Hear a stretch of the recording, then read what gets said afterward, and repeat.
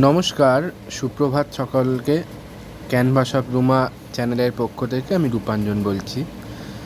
আমরা চলে গেছিলাম আমাদের গ্রামের বাড়ি বাগনানে, যেখানে বৈশাখী অমাবস্যা উপলক্ষে শ্মশানকালী পুজো হয়। শ্মশানকালী পুজো দেখতেই আমরা চলে গেছিলাম এবারে।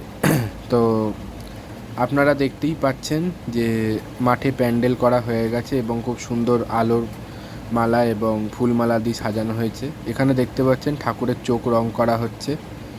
খুব নিখুঁতভাবে শিল্পী তার শিল্পকর্তাকে ফুটিয়ে তুলেছে এবং এখানে দেখতে পাচ্ছেন ঠাকুরের গায়ে রঙও করা হচ্ছে এবং অগণিত দর্শক, অগণিত ভক্তবৃন্দ সবাই বসে আছে মায়ের দর্শন পাওয়ার জন্য। এবং এইখানেই রাত্রিবেলা খুব সুন্দর একটি মেলা বসে এবং এইখানে ছাগ বলি দেওয়া হয়।